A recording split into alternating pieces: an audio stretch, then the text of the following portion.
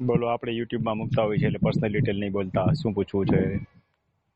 હાલો સાહેબ, મેં તમને મેસેજ કર્યો આપણે તો પર્સનલ ડિટેલ નહીં બોલતા યુટ્યુબમાં મૂકશું એટલે. બોલો, તમારો જે પ્રશ્ન હોય લખો.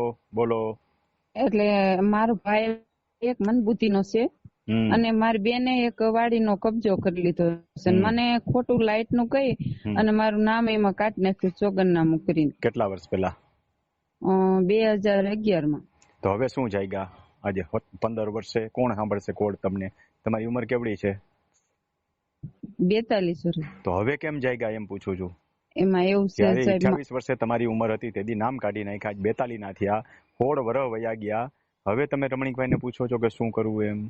એમ નહીં સાહેબ. સુપ્રીમ કોર્ટનો એક સેન્ટેન્સ છે, સાંભળી લો, કે જે માણસ સૂતો રહીએ છે એનું નસીબ સૂતું રહીએ છે. તો તમે 15 વર્ષ સુધી સુતા રહ્યા સુપ્રીમ કોર્ટની વ્યાખ્યા પ્રમાણે. બોલો શું પૂછવું છે? હવે રેવન્યુ કોર્ટ તમને ન સાંભળે, હવે તમારે સિવિલ કોર્ટમાં જવું પડે. એટલે તમને પૂછું છું કે આટલા સુધી ક્યાં હતા એમ. મોટા ભાગે તો આવા કજિયામાં ભાઈ તકલીફ પડી હોય ને ત્યારે બેનો ડખા કરીને ઉભી રહીએ.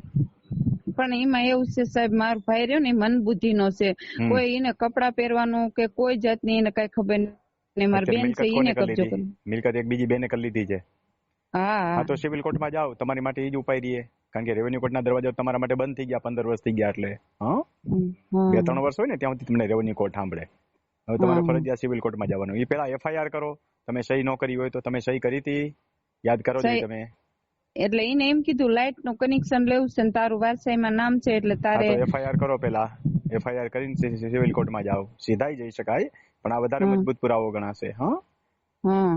તમારી જીતવાની શક્યતા ઓછી, કારણ કે વર્ષો પછી તમે જાગો છો. સમજાણું? અને આવા કેસમાં મોટા ભાગે તો ફેમિલી પ્રોબ્લેમ હોય છે એટલે સિવિલ કોર્ટ જ સાંભળશે, તમને રેવન્યુ કોર્ટ નહીં સાંભળે. બોલો, બીજું કઈ પૂછવું હોય તો પૂછો. બસ બીજું કઈ નથી. આભાર.